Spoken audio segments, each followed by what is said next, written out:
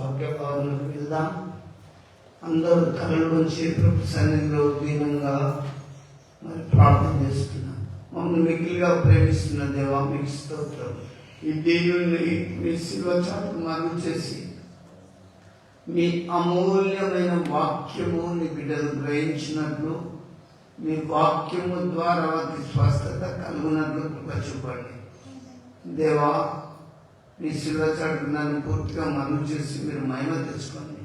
ప్రతి బిడ్డ ఈ వాక్యమును మీ హృదయం వారి హృదయం అనే పలకం మీద రాసుకొని అనుదినము మీరు స్తుతించే భాగ్యం దయచేయమని ప్రభా విని గ్రహించటకు కృప చూపమని యేసు నామములో ప్రార్థిస్తున్నాము తండ్రి. ఆమేన్. క్రీస్తునందు దేవుని బిడ్డలారా, మీరు దేవుని వాక్యం బాగా గమనించండి. కొంతమంది బైబిల్ చెప్పేటం కూడా ఇప్పుడు స్వస్థత వరాలు లేవు, స్వస్థత కలగాలని కూడా చెప్తుంటే నేను లైన్లో నిల్చున్నా. మీకు ఒకటే యేసుప్రభు చెప్పిన విషయాలు చెప్తున్నా, అందరూ గమనించండి. కొంతమంది స్వస్థత పొందుతారు, కొంతమంది స్వస్థత పొందరు. ఎందుకు బాగుపడలేకపోతాను, ఎందుకు బాగుపడతాను? బైబిల్లో మనం చూద్దాం. నేను సొంతంగా ఏమి చెప్పాను, ఏదైనా శోధించి సాధించాలి. ప్రతి వచనము పరిశీలించి అందులో ఏమున్నది, ఎట్లుంది అనేది మనం అందరం గ్రహిస్తాం. దేవుని వాక్యం ధ్యానిద్దాం. స్వస్థత పొందకపోవడానికి కారణం, పొందడానికి కూడా కారణం. రెండు చెప్తా. అమ్మా, కొంతమంది చర్చికి వస్తారు, కొంతమంది దూరం చర్చిలో పోతారు బాగుపడాలని, రోగం పోవాలని. రోగం పోవాలంటే ఏం చేయాలి? పోకపోవడానికి కూడా ఆ రోగం మాన్పి పోకపోవడం, మానకపోవడం కూడా కారణం ఏందో వాక్యమే సెలవిస్తుంది. బైబిల్స్ వారు ఒకసారి చూసుకోండి. యెషయా గ్రంథం 6వ అధ్యాయం 9లో మీరందరూ మీరు బాగుపడకపోవడానికి కారణం ఏందో బైబిల్ చెప్తుంది. బాగుపడాలి, నా రోగం పోవాలి అంటే ఏం చేయాలి?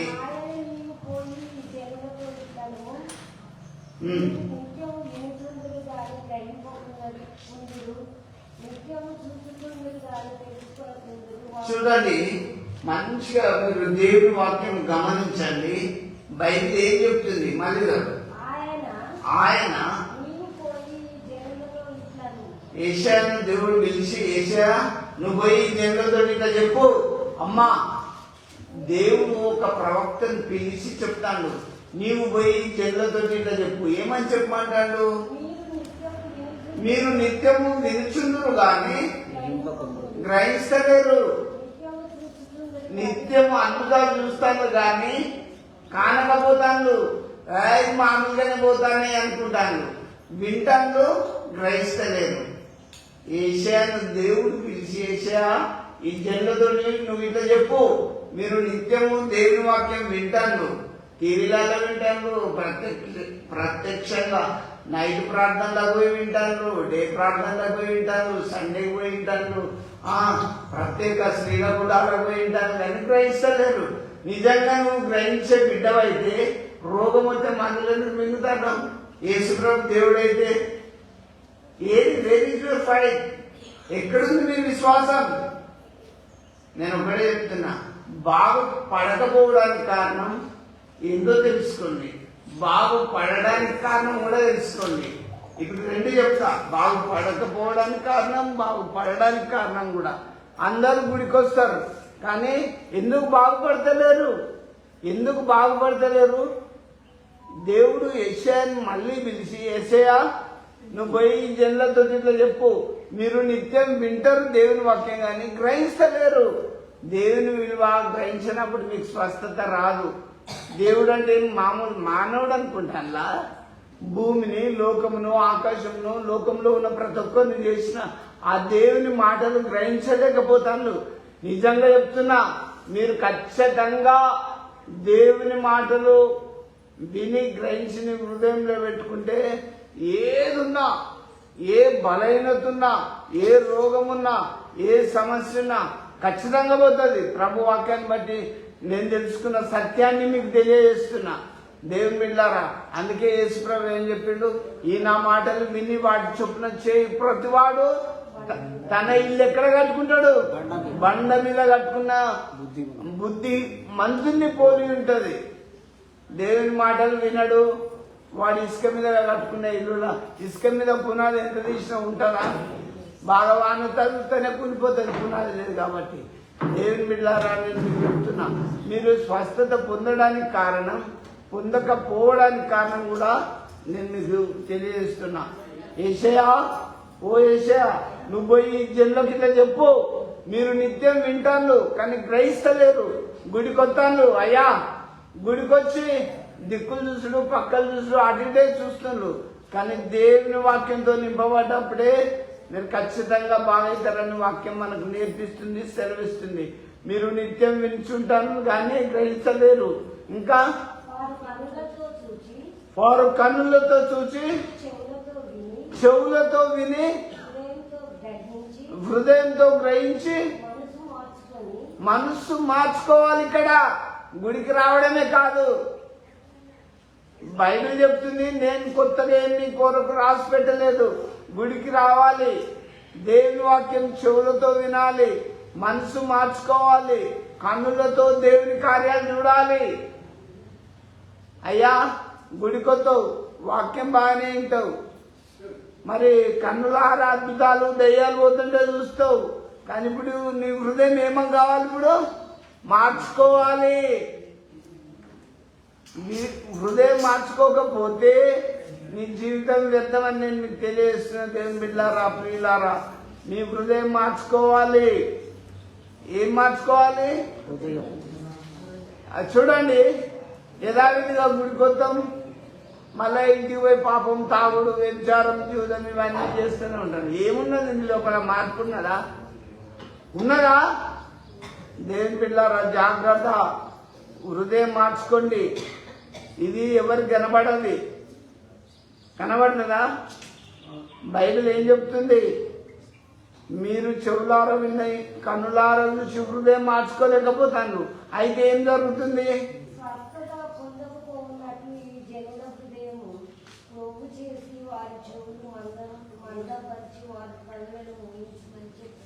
అయ్యా యెషయా, నువ్వు ఈ జనుల దగ్గరికి పో, ఈ ప్రజల హృదయం ఎట్లున్నది తెలుసా? వాళ్ళ హృదయాలు క్రొవ్వు బట్టి ఉన్నాయి, వాళ్ళ చెవులు మందమైనవి. ఏం మాకు రావా పాటలు, మాకు రావా?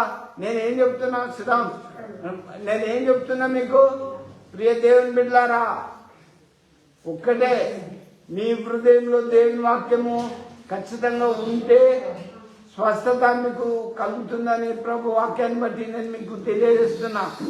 దేవుని క్రీస్తునందు ప్రియులారా,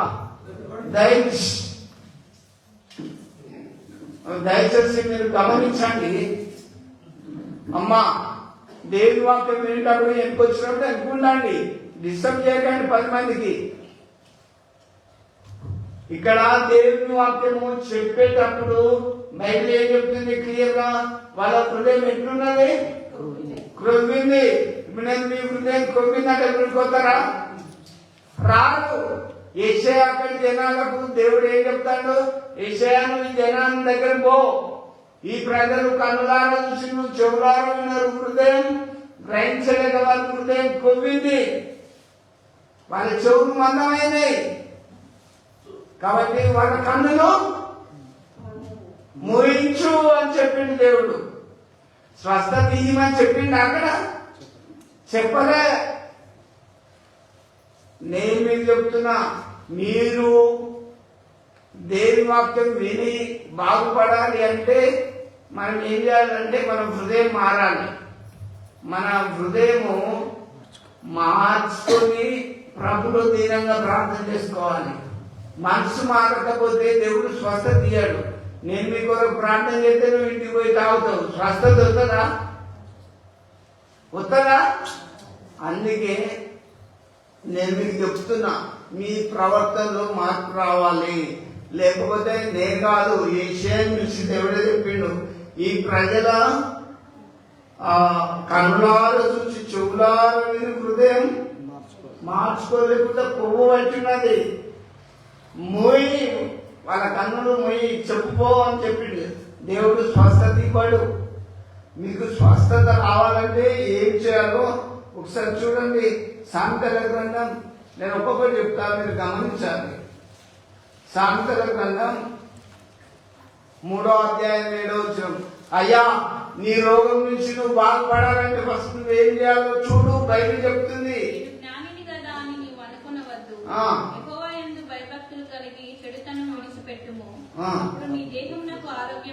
చూడండి, నీ దేహానికి ఆరోగ్యం ఎట్లొస్తుంది? యెహోవా యందు భయభక్తులు కలిగి చెడుతనం విడిచిపెట్టు. ఏం ఇక్కడ గుడికొచ్చి సాడిపోయి తాగుడు, వ్యభిచారం, చూద్దాం, దేవుడికి ఇష్టంగా పనులు చెప్తే మళ్ళీ వచ్చి ప్రార్థన చేస్తే ఎందుకు బాపలేదంటే నేనేం చేస్తా? దేవుడు వేసేది చెప్పిన వాళ్ళ కన్నులు పోయి, వాళ్ళు వాళ్ళ హృదయం కొవ్వింది, వాళ్ళు దేవుని వాక్యం అంటే వాళ్ళు పెడచెవులు పెడతాను. నువ్వు ముయ్యి అని చెప్పిండు, అవునా కాదా? నేనేమన్నా మీ కొరకు క్లియర్ గా ఏదన్నా రాసి పెట్టలే. ఎందుకు స్వస్థత లేదు వాళ్ళకు అన్నప్పుడు యెషయా చెప్తాడు, వాళ్ళ హృదయం కొవ్వింది, వాళ్ళ చెవులు మందమైనవి, వాళ్ళ కన్నులారా చూసిండు. దేవుని అద్భుతాలు చూడలేదా? అయ్యా, దేవుని అద్భుతాలు చూడలేదా? మాకెందుకు బాగు కాలేదు, మాకెందుకు కాలేదంటే కాలేదు, నీ హృదయం కొవ్వింది, నీ చెవులు మందమైనవి అని యెషయాతో దేవుడు చెప్తాడు. దేవుని బిడ్డారా, నేను కాదు చేసేది, స్వస్థత ఇచ్చేది. స్వస్థపరిచి యెహోవాను నేనే. అరే, మేము ఎన్నిసార్లు మునిగిపోతే మాకెందుకు రాలేదంటే మీకు ఇది ఒక రీజన్. మీ హృదయం మందంగా ఉన్నది, మీ హృదయం కొవ్వింది, మీ చెవులు వినడానికే కష్టమైపోతాయి. కాబట్టి నా ప్రియదేవం బిడ్డారా, స్వస్థత పొందడానికి కారణం ఏంటంటే హృదయం కొవ్వుబట్టున్నది, చెవులు మందంగా అయినాయి, కన్నులారా దేవుని కార్యాలు చూసి మర్చిపోతున్నాం. అట్లాంటి వాళ్ళు ఇక్కడ ఎంతమంది ఉన్నారో పరిశీలించుకోవాలి. నిజంగా ఇప్పుడు ఇక్కడ నీకు స్వస్థత కావాలంటే ఇక్కడ నువ్వేం చేయాలి? మళ్ళీ చదవచ్చును. భయభక్తులు కలిగి చెడుతనంను విడిచిపెట్టుము, అప్పుడు నీ దేహమునకు ఆరోగ్యమును. చూడండి, నీ దేహానికి ఆరోగ్యం ఎప్పుడు వస్తుంది? చెడుతనం విడిచిపెట్టినప్పుడు వస్తుంది. నేను చెప్పడం కాదు, రాయబడి ఉన్నది, బైబిల్ చదువు. ఏదైనా శోధించి సాధించాలి, ఆ వచనాలు పరిశీలించాలి, పరిశోధించాలి. నీ బాడీలో చెడుతనం ఏమన్నా ఉన్నదనుకో, దాన్ని ఏం చేయాలి? విడిచిపెట్టాలి. ఇప్పుడు నా కోర్టుకు ఏమైనా డస్ట్ మరకో అంటేందనుకో, శుభ్రం చేసుకోనా? మన జీవితంలో పాపానికి మీరు బానిసలైనప్పుడు రోగాలు అంటుతాయి. చెప్తున్నా, పాపము అనేది నీలో అంటిందనుకో ఖచ్చితంగా రోగి అవుతావు, ఖచ్చితంగా అవుతావు.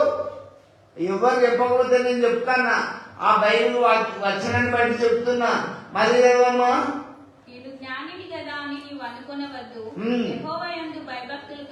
దేవుని మీరు ఎట్లుండాలి? భూకృష్ణులు భయము భక్తి రెండు ఉండాలి.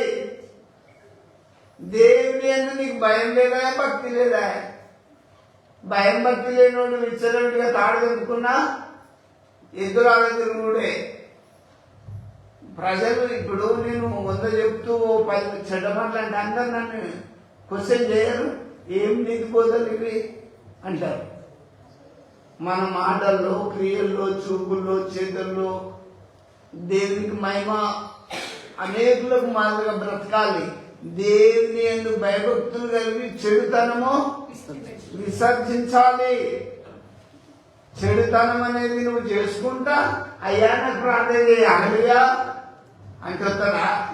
ఏమి నువ్వు చేసేది? ఎక్కడున్నావో ఒక్కసారి ఇంకా బ్యాక్గ్రౌండ్ వెనుక తిరిగి చూడు. నేను ఎక్కడ పొరపాటు చేసినో, నా తప్పు నాకు. కొంతమంది తెలిసి తప్పు చేస్తారు, కొంతమంది తెలియక తప్పు చేస్తారు. తెలియక తప్పు చేసినప్పుడు దేవుడు క్షమిస్తాడు. జనులు, ప్రజలు, అధికారులు కూడా సాధిస్తారంటే క్షమిస్తారు. మనం తెలిసి తప్పు చేసుకుంటా, నష్టం చేసుకుంటా, ఇతరులను వేధించినప్పుడు దేవుడు ఊరుకుంటాడా? దేవుడు ఏం చెప్పిండు? విగ్రహారాధన చేయొద్దు, నీ పొరుగు వాని సొత్తు దేన్ని ఆశించొద్దు, దొంగిలొద్దు, అబద్ధ సాక్ష్యం పలుకొద్దు, నీ పొరుగు వారిని దేన్ని ఆశించొద్దు అన్నాడు. ఇవి మనకొద్దు. మీకు తెలియనప్పుడు, దేవుని విషయాలు వాక్యము తెలియనప్పుడు మోసం చేయొచ్చు. ఇప్పుడు తెలిసినట్టు చేస్తారాక తప్పు కదా. చెడుతనం అనేది విసర్జించాలా వద్దా, విడిచిపెట్టాలా వద్దా? బైబిల్ చెప్తుంది. అట్లా చెడుతనం విసర్జిస్తే ఏం జరుగుతుంది నీ దేహమునకు ఆరోగ్యమును చూడండి. చెడుతనం విడిచిపెడితే నీ దేహానికి ఏమొస్తుంది? ఆరోగ్యం. ఎముకలకు శక్తివై వచ్చు. నీ ఎముకలకు సత్వం వస్తుంది. నీ ప్రక్కటెముకలు చేసింది దేవుడు, నీలో ఉన్న ప్రతి చేసింది దేవుడు. ఆ దేవుడిని నువ్వు మర్చిపోయి విడిచిపెట్టి చెడుతనానికి నువ్వు బానిసమైనప్పుడు దేవుడు మొత్తి పడేస్తాడు. బైబిల్లో రాజులను మొత్తినప్పుడు దేవుడు పడి చచ్చిపోయిండు. వింటున్నా? నేను మీకు షార్ట్గా చెప్తున్నా. ఇక్కడ మనం ఇలా నేర్చుకోవాల్సింది, ఆదివారం నేర్చుకోవాల్సింది ఏంటి? బాగుపడాలని అనుకుంటే చెడుతనం విడిచిపెట్టాలి. అప్పుడు నీ దేహానికి చక్కటి ఆరోగ్యం వస్తుంది, ఎముకలకు బలం వస్తాయి అని వాక్యం సెలవిస్తుంది. ఏదైతే నువ్వు నీ రోగాన్ని నుంచి బయటపడాలంటే నువ్వు చెడుతనం ఇక్కడ విడిచిపెట్టాలి. విడిచిపెట్టే వాళ్ళు ఇవాళ ఇక్కడ నుంచి నేను చెడు అలవాట్లకు పోను అనుకుంటుంది. ఈ రోజు డిసైడ్ అయితే నేను చాలా యాక్టివ్గా ఉంటాను, చాలా ఆరోగ్యంగా ఉంటారు. మందులు కూడా అవసరం లేదు. నేను చెప్తున్నా కదా, నేను అనుభవించిన. ఏం అవునా కదా? నేను అన్కాన్ చేసుకో అంటే స్పృహ కోల్పోయి 10-15 రోజులు స్పృహ కోల్పోయిన స్థితి నాది. నా కడుపునంత ఇలా పోసేసిండు, పేగులన్నీ తీసిండు. అయినా నేను ఇవాళ మీ మధ్యలో ఎట్లున్నా మీరే సాక్షి. మీరంతా నాకు ప్రార్థన చేయలేదా? డాక్టర్లు కూడా బ్రతకడు అన్న స్టేజ్ నాది. నా గురించి ఎవరైనా విన్నప్పుడు ఈయన మళ్ళీ బతకడు అనేదే సాక్ష్యం నా పట్ల. కానీ మీ అందరూ సజీవ లెక్కలు ప్రభు నన్ను నిలబెట్టిండు. దయచేసి చెడుతనానికి దూరంగా ఉండాలి. చెడు చేయొద్దు. నా నిమిత్తం జనులు నిందిస్తారు, హింసిస్తారు, ఏమన్నా చేయని. చెడు చేయనప్పుడు గుర్తులాడవచ్చు. తప్పు చేయనప్పుడు మన ఫేస్ లో కలెక్ట్ ఉంటుంది తెలుసా? ఎక్కడైనా ఉంటాం, అవునా? ఎక్కడైనా మాట్లాడగలుగుతాం. ఏదైతే తప్పు చేస్తామో మన ఫేస్ కళ తప్పిపోతుంది. చూడండి, నేను మీకు ఒక వ్యక్తిని చెప్తా. సాంసన్ ఢిల్లీలో ముదులో పడ్డాడు, తప్పు చేసిండు, కన్ను తీయబడ్డాయి. తప్పు చేసినప్పుడే కదా కన్ను తీసింది. అదే యోసేపు తప్పు చేయలేదు.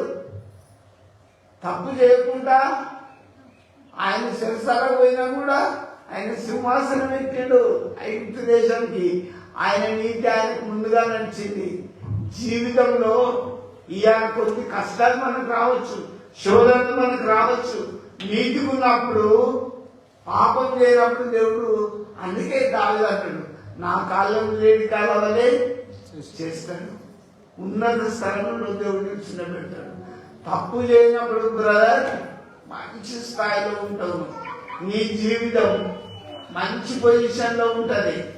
ఎవడు ఎంతమంది నీ మీద బిర్రని ఏడ్చినా కూడా దేవుడు నీ పక్షంగా ఉన్నప్పుడు నీకేం కాదు. అదే తప్పు చేసిన సాంసను కళ్ళు పీకబడి దాగోరు గుడిలో గుడి మీద పడి చచ్చిపోయింది. దేవుడు ఇచ్చిందని వృధా చేసుకున్నాడు. ఆ బలాన్ని అంతా ఒక వేశ్యతోటి సాంగత్యం చేసి పాపంలో పడిపోయింది. నేను మీకు ఏమంటున్నా, చెడుతనం విసర్జించాలి. అయ్యా, చెడుతనం మీకు అంటితే మాత్రం చెట్టుకు పురుగు పట్టినట్టే. చెడుతనం ఎవరిలో ఉన్నదో ఇక నుంచి పాపం మీకు తెలియకపోవచ్చు. ఈ వాక్య భాగం ఈరోజు తెలుసుకున్న మీరు మీ హృదయంలో దాచుకోండి. చెడుతనానికి మీ హృదయంలో చోటు ఇవ్వదు. అట్లా చెడుతనాన్ని విసర్జిస్తే నీ శరీరానికి ఆరోగ్యం, నీ ఎముకలకు సత్వ బలం కలుగుతుంది. కానీ దేవుని బిడ్డారా, నేను మీకు చెప్తున్నా, చెడుతనాన్ని మీరు విసర్జించండి. ఇంకా మీకు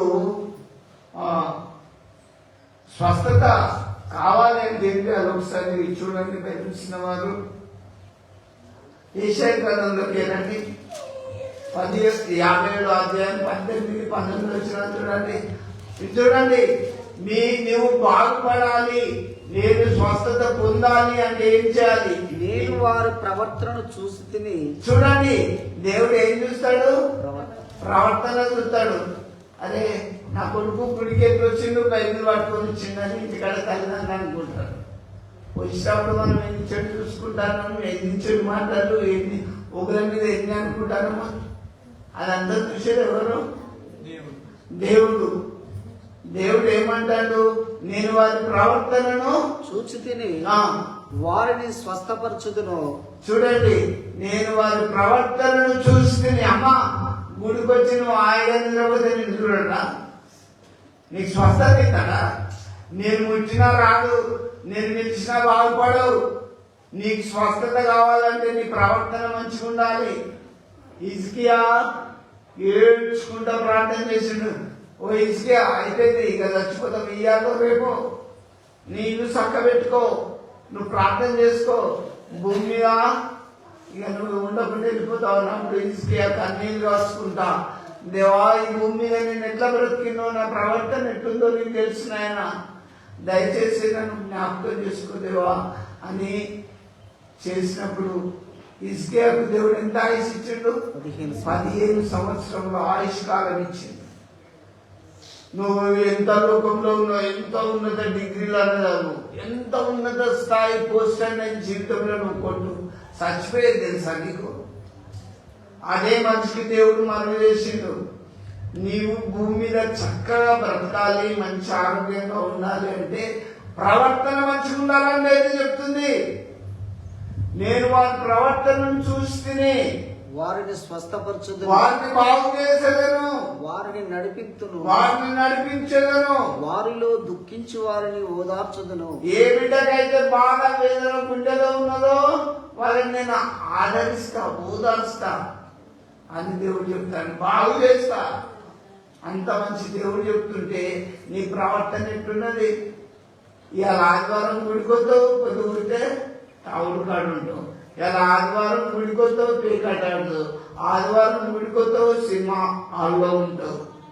ఆదివారం గుడికొస్తావు, చెడు పనులు చేస్తుంటావు. ఆదివారం గుడికొస్తావు, అయ్యా నాయన తండ్రి అలని అని ప్రార్థన చేస్తావు, తిరుగుతావు. నువ్వు క్రైస్తవునేనా? ఒకసారి మనం మనం చూసుకున్నాం మన ప్రవర్తనను. ఇక్కడ దేవుడు వారి ప్రవర్తనను చూస్తేనే అంటాడు. మళ్ళీలో వచ్చిన నేను వారి ప్రవర్తనను చూచి తిని. అమ్మా, దేవుడు నిన్ను చూసినప్పుడు నీ ప్రవర్తన ఎట్లుంటది? మనం కొత్త బట్టలు కట్టుకొని అర్థంగా 2-3 సార్లు చూసుకుంటాం, ఎందుకు మంచుకున్నామా లేవా అని. మన నిజ జీవితాన్ని దేవుడు పరిశీలించినప్పుడు మన ప్రవర్తన ఎట్లుంటుంది బతుకులో, జీవితంలో ఒకసారి యోచించుకో. నీకు మంచి ఆరోగ్యం కావాలంటే, నీకు స్వస్థత రావాలి అంటే ప్రవర్తన మంచిగా ఉండాలి. వారి ప్రవర్తనను చూస్తే వారిని నేను స్వస్థపరచుదును. నీ ప్రవర్తన బాగాలేకపోతే నీకు స్వస్థత రాదు. నీ ప్రవర్తన ఎలా ముందుకు వచ్చినప్పుడు బాగానే ఉంటుంది. అక్కడ వేరే దగ్గర ఉన్నప్పుడు వేరే రకంగా ఉంటే నేనేం చెప్తా, ఇంటింటికి వచ్చి చెప్తానా? చెప్పలేదు కదా. బైబిల్ ఏం చెప్తుంది? దేవుడు మీ ప్రవర్తనను చూస్తాడు. అందుకే దావీదు ఒక మాట అంటాడు, నా నడక నా పడక దేవా నువ్వు పరిశీలన చేసి ఉన్నావు. నేను కూర్చుంటా, నేను లేచుటా నీకు తెలియను. అందుకే నేను నీకు చెప్తున్నా, మనం ఎటు వెళ్ళినా ఎక్కడ మాట్లాడినా దేవుని ముందు పెట్టి మన పని స్టార్ట్ చేయాలి. మన ప్రవర్తనకు మన జీవితాన్ని ప్రముఖం పెట్టుకోవాలి. హిజ్కియా ప్రవర్తన మంచిగున్నది కాబట్టి, అతని ప్రవర్తన మంచిగున్నది కాబట్టి అతనికి స్వస్థత కలిగింది. అతడు బాగుపడ్డాడు. 15 సంవత్సరంలో ఆయుష్ పొందుకున్నాడు. దేవుని పిల్లరా, నేను మీకు తెలియజేస్తున్నా, నీ ప్రవర్తన బాగలేకపోతే దేవుడు బాగు చేయడు. నీ ప్రవర్తనే చక్కగా లేదు, నీ ప్రవర్తనే బాగలేదు. నువ్వు బాగలేవా? నువ్వు చేసేదంతా చెడు పనులు. ఇప్పుడు మనకు పనికిమాల చెట్టు మన దగ్గర పెట్టుకుంటే అది కాక పూత లేకపోతే ఉంచుతామా? కొట్టేస్తాం.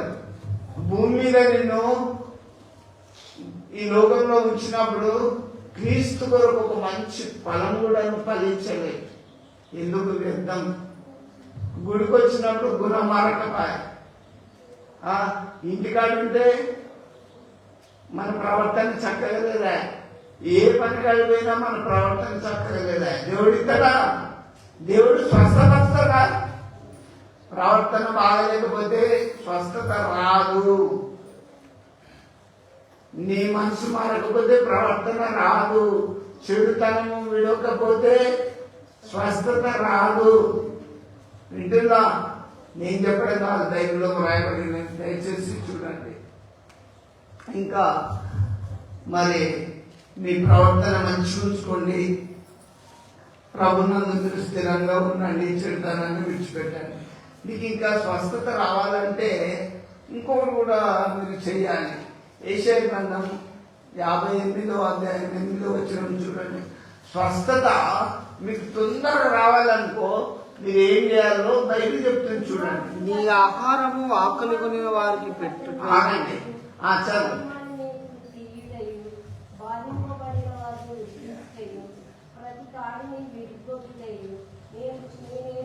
అది కాదు, ఇక్కడ యెషయా గ్రంథం 58వ అధ్యాయం 8వ వచనం. నీ ఆహారము ఆకలి వారికి పెట్టుటయు, నీ రక్త సంబంధికి ముఖము తిప్పకుండుటయు, నీ రక్త సంబంధికి ముఖం తిప్పదు, దిక్కుమాలిన బీదలను నీ ఇంట చేర్చుకునుటయు, వస్త్రహీనుడకు నీవు కనపడినప్పుడు వానికి వస్త్రములు ఇచ్చుటయు, ఇదియే కదా నాకు ఇష్టమైన ఉపవాసము. అలాగున నీవు చేసిన ఎడల నీ వెలుగు వేకువ చుక్క వలనే ఉదయించును, స్వస్థత నీకు శీఘ్రముగా లభించును. స్వస్థత ఎంత నువ్వు ఒక టీబీ ఉండని, క్యాన్సర్ ఉండని, ఎయిడ్స్ ఉండని, ఏ రోగం అని ఉండని, స్వస్థత నీకు శీఘ్రంగా రావాలంటే ఏం చేయాలి? ఆకలి ఉన్నకి దండం పెట్టు. ఎక్కడ పెట్టిలా? నీ అకౌంట్ ఉందా? ఆహారం ఆకలి ఉన్నది కింద పెట్టాలి. ఖచ్చితంగా మనకి యూజ్ అవుతుంది. వస్త్రహీనుడికి బట్టలు వేయాలి. ఎవరైనా బట్టలు లేనోడు రోడ్డు మీద ఇక్కడ మీకు కనబడ్డప్పుడు ఒక షర్టు, ఒక అన్ను, ఇది తొడుకో, ఒక శారీ ఇచ్చేసేయాలి. అట్లా చేస్తే ఏమైతే తెలుసా? స్వస్థత శీఘ్రంగా. మనము చాలా పవర్ఫుల్ మెడిసిన్ వేసుకున్నట్టు తొందరగా వస్తుంది. నేను చెప్పడం కాదు, బైబిల్లో రాయబడినది వాక్యానుసారంగా చూడండి. స్వస్థత ఆకలి ఉన్నకి ఆహారం పెట్టినవా, పెట్టకపోతే రాదు. అంతే కదా. వస్త్రానికి ఎప్పుడైనా బట్టలు ఇచ్చినవా, ఇయ్యలేదు. దిక్కుమాలిన బీదలను ఇంట్లో చేసుకోవాలి. అట్లా తెచ్చుకున్నామా? నేను మీకు ఒకటి చెప్తున్నా, పరిస్థితులను బట్టి కూడా మనం చాలా జాగ్రత్తగా జ్ఞానం లేచినకై దేవునికి మొదలుపెట్టాలి. దేవుని బిడ్డారా, స్వస్థత మీకు తొందరగా రావాలి అంటే మీరు ఏం చేయాలో బైబిల్ చెప్తుంది. పేదలకు, ఆకలి ఉన్న వాళ్ళకి ఇంత ఆహారం పెట్టండి. బట్టలను ఒక వస్త్రం దానం చేయండి. రక్త సంబంధులకు ముఖము చాటేయదు. మన బంధువుల పూర్వ బంధువులైన బాగున్నాడు అయిపోతాయి కదా. వాళ్ళని చూసి పక్క పోయిన ఎంతమంది లేరు. నీకెట్లొస్తుంది స్వస్థత? తెలియకపోవచ్చు. వాక్యం తీసుకుంటారా? ఇప్పుడు తెలుసుకోవాలి. ఇప్పటి నుంచి అయినా మనకు ఫేస్ టు ఫేస్ ఏదంటారు, బాగున్నా హలో అంటే హలో అయిపోతుంది. అంతేకాని వాడు రక్త సంబంధి, మన పూర్వీకుడు, బంధువుడు కదా, అన్ని ముఖం చాటేసుకుంటే ఎట్లా? దేవుని పిల్లారా, నేను మీకు చెప్తున్నా, ఇక్కడ వస్త్రహీనుడు కనబడ్డప్పుడు వాళ్ళకి బట్టలు వేయాలి. నేను మీకు ఒకటి చెప్తా. ఎవరిచ్చిళ్ళు? కవిత దొరకక్క అనే బతుకున్నప్పుడు ఏం చేసింది తెలుసా? చాలా మంది వివరాలకు బట్టలు కుట్టి ఇచ్చింది. ఆమె చచ్చిపోయినప్పుడు ఆమె బాడీని కడిగి మేడగల్లో పెట్టి దైవజనుడైన పేదరు గారిని పిలిచి, అయ్యా ఈ దూరకక్క బతికినప్పుడు మంచిగా బట్టలు ఇచ్చింది మాకు అని సాక్ష్యం చెప్పిండు. వెళ్ళి పేతురు గారు పోయి ప్రార్థన చేసి దొరకాలే అంటే కళ్ళు తెరిచి లేచింది. ఆ ప్రాంతం అంతా దేవుని అందు విశ్వాసం ఉంచింది. ఇప్పుడు ఇంత క్రియలేవి అట్లా చేసే దొరకాలేం మరి. దొరకాలు ఉండాలి కదా, బట్టలు ఇచ్చే దొరకాలు ఉండదా? నువ్వు దేవునికి ఏమి పాస్టర్ లెక్కేసి అని ఇచ్చిన బట్టలు ఒకరు కొట్టుకుంటా అంటే నిజమా? లేని పేరు పెట్టి ఇంకా మాకు కావాలి సంఘానికి ఇన్ని గిట్లు కావాలంటే ఎట్లా వస్తుంది? అక్కడ ఎలిషాని తీసుకో, ఎలిషా దైవజనుడు వస్త్రాలు వద్దు, ఏమొద్దు, నయమని తీసుకొచ్చిండు. నయమాను కుష్ఠరోగి ఆ యోర్దాను 7 సార్లు నువ్వు పోతే రోగం బాగవుతుంది అనగానే కోపంతో పోతాడు. అయ్యా దైవజనుడు మంచి మాట చెప్పిండు కదా, ఈ యోర్దాను అది వచ్చింది ముందర అది ఏమైతే నీ రోగం అయిపోతుంది అంటే మునిగిండు లేచిండు 7 సార్లు మునిగిండు లేచిండు. దైవజనుల మాటలతో కూడా స్వస్థత వస్తుంది.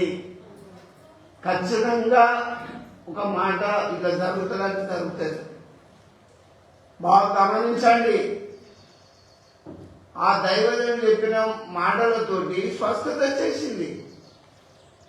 7 సార్లు మునిగి లేవగానే పసిపిల్ల దేవుడు అయితే అబ్బా నా రోగం కుష్ఠరోగం అంతా పోయింది. అయ్యగారు నేను బట్టలు పట్టుకపోతాడని 2 కొత్త జతలు తీసుకుని అయ్యగారు కొత్త ఏమన్నా తెలుసా తీసుకున్నాడా? మనమైతే ఇంకా దేవో అంటాం కదా. స్పెషల్ ఫుడ్, నేను అయ్యగారిని కదా, నాకు ప్రత్యేకమైన భోజనం ఏర్పాటు చేయి, మీ ఇంటికి వస్తా ప్రార్థనకు. ఇదా ఈనాటి సమాజంలో ఉన్న ఏది క్రియలేవి, విశ్వాసం ఏది, వాక్యం ఏది? ఆ దైవజనుడు ఏమన్నా తెలుసా? అయ్యా నాకు బట్టలు వెండి ఇవన్నీ నాకు వద్దు, తీసుకొని పో అంటాడు. తన దగ్గర పనులకి ఆశ కలిగి ఆ రథం వెనుక ఉరికి కొద్ది దూరం పోయి అప్పుడు నీ రథమాకు అయ్యగారు ఏమన్నాడు అని చెప్పి తీసుకొచ్చుకున్నాడు. అప్పుడు ఎలిషా భక్తుడు ఏమన్నాడు, ఏం చేయాలి, నువ్వు ఇంతసేపు ఎక్కడున్నావు అంటే ఏం తెలియనట్టు చేసిన తప్పు చేసిండు, అయ్యగారి దగ్గర ప్రవర్తన చక్కగా ఉన్నట్టే నటించిండు, రోగం తెచ్చుకున్నాడు. పోయింది ఆ రోగం. నేనేం చెప్తున్నా, గుడికొస్తాం, వాక్యం వింటాం, మళ్ళీ ఎలా చెప్తాం, రోగాలు పోతాయా? కొని తెచ్చుకుంటాం. వింటున్నా, దయచేసి గుడికి వచ్చినప్పుడు గుణం మారాలి, ప్రవర్తన మారాలి, వాక్యము పరిశీలించాలి, వాక్యం యొక్క విలువ తెలుసుకోవాలి. అంతేకాని ఎప్పటికీ అదే రకంగా ఉండి అదే మానసిక పరివర్తనలో ఉండి దేవుని వాక్యంతో నింపబడి మీ జీవితంలో స్వస్థత పొందకుండా ఉంటే ఎట్లా? చూడండి, దైవజనుడి దగ్గర ఉన్నోడు రోగం పాలైండు. అది ఎట్లా? తన సంతతికి కూడా వచ్చింది. నీకు నీ సంతతికి సర్వకాలమునుగాక అన్నాడు. భయపడ్డా తెలుసా? సంతతికి నీ వంశానికి సర్వకాలమునుగాక అనగానే తెల్లని కుష్ఠంతో కలిగి వెళ్ళిపోయాడు. కొత్త బట్టలు వెళ్ళిపోయినాయి. ఇప్పుడు చూడండి, ఆ బంగారం వెండి అదంతా ఏం చేసిండు? ఏం చేసిండు? ఆయన కూడా పెట్టుకున్నాడా? చూడండి, ఇంకా యేసుప్రభు వస్త్రాలను కూడా పోలీసు అక్కడ సైనికులు పంచుకుంటారు. నాకు రావాలి యేసుప్రభు వస్త్రం మంచిదని. బట్టలు అంటే అందుకే వస్త్రహీనులు కనబడినప్పుడు బట్టిచ్చేయి, పేదలకు ఒకటి సహాయం చేయి. దొరకక్కిచ్చింది, మళ్ళీ జీవింపబడ్డది. నువ్వు ఇచ్చి బాగుపడు. బయట చెప్తుంది శీఘ్రంగా స్వస్థత. చూడు, నీకు స్వస్థత రావాలి అంటే ఖచ్చితంగా నువ్వు చేయాలి. దేవుని బిడ్డారా నేను మీకు చెప్తున్నా, మనము దేవుని వాక్యానుసారంగా మీరు మంచిగా విన్నప్పుడు వస్తుంది. ఇంకొకటి కూడా నేను మీకు జ్ఞాపకం చేస్తాను. చూడండి, యెషయా గ్రంథం 19వ అధ్యాయం, తొందరగా చెప్పి నేను ముగిస్తాను. యెషయా గ్రంథం 19వ అధ్యాయం 22. చూడండి. యెహోవా వారిని కొట్టును, స్వస్థపరచవలనని ఐగుప్తులను కొట్టును. వారు యెహోవా వైపు తిరగగా ఆయన వారి ప్రార్థనను అంగీకరించి వారిని స్వస్థపరచును.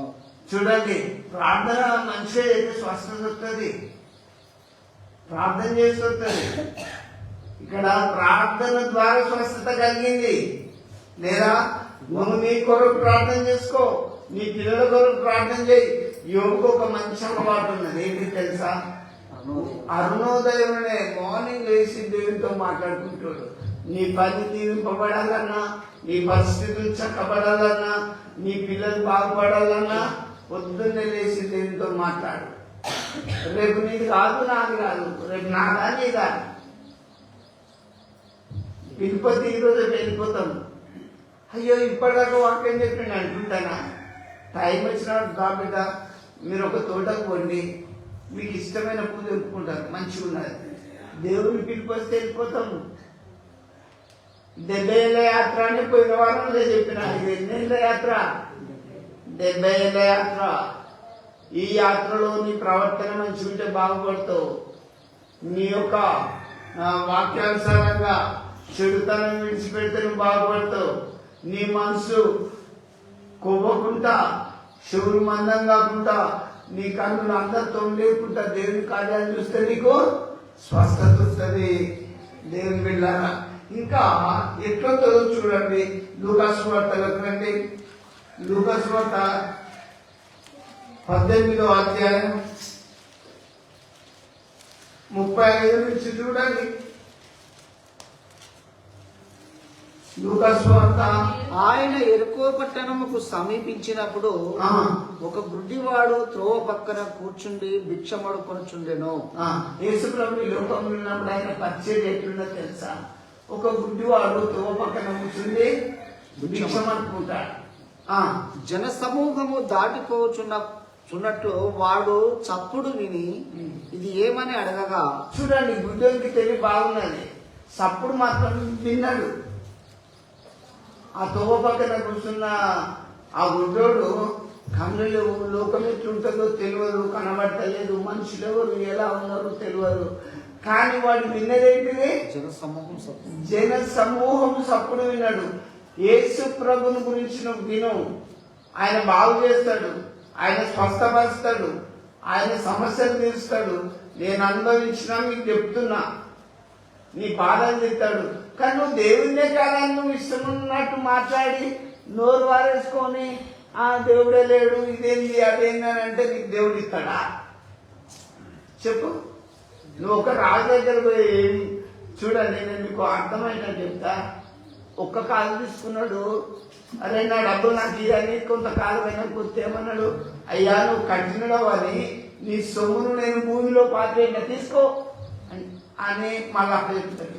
నేను కట్టినానని నీకు తెలిసినాక నా సొమ్మును సావుకారుల దగ్గర వచ్చినా వడ్డీ వచ్చింది నీళ్ళకు.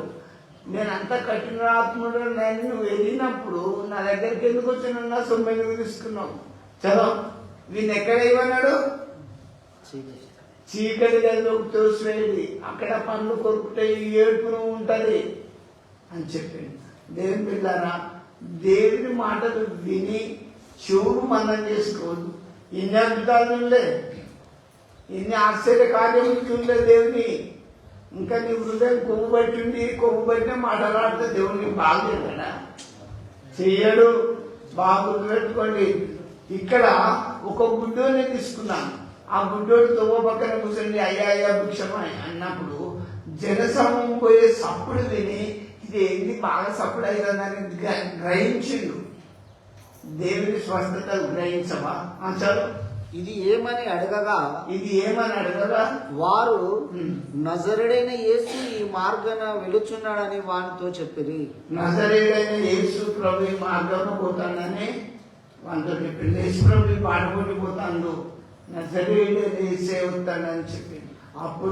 అప్పుడు వాడు యేసు దావీదు కుమారుడా నన్ను కరుణించుమని కేకలు వేయగా ఊరుకుండుమని ముందర నడుచువారు వారిని గద్దించిరి. చూడండి, మీరే అర్థం చేసుకోండి. వాడు కన్నులతో యేసు ప్రభుని చూడలే, కానీ ఒక్కటి చెవులతోటి విన్నాడు. నజరేయుడని వేసి వాడుకుంటూ వస్తాడని విన్నాడు. వాడు యేసు ప్రభుని చూడకుండా దావీదు కుమారుడు యేసయ్య యేసయ్య నన్ను కరుణించని కేకలేసింది. చూసిండు దేవుని. చూడు, ఆ మాటలు యేసయ్య విన్నాడు. వీళ్ళు ఏం చేసిండు? విని గాని వాడు మరీ ఎక్కువగా దావీదు కుమారుడా నన్ను కరుణించుమని కేకులు వేసెను. అంతటే యేసు నిలిచి, చూడండి, వాడు బాగా కేకలేస్తే పొయ్యలు గర్జించాడు. ఆగు, ఏమవుతావు ఆగు అన్నాడు. వాడు మరీ ఎక్కువగా కేకలేస్తాడు. ఎందుకంటే మనకు స్పష్టత కావాలి. వాడు లోకాన్ని చూడాలి. నువ్వు బాగుపడాలి అనుకుంటే యేసయ్యని నమ్మాలి.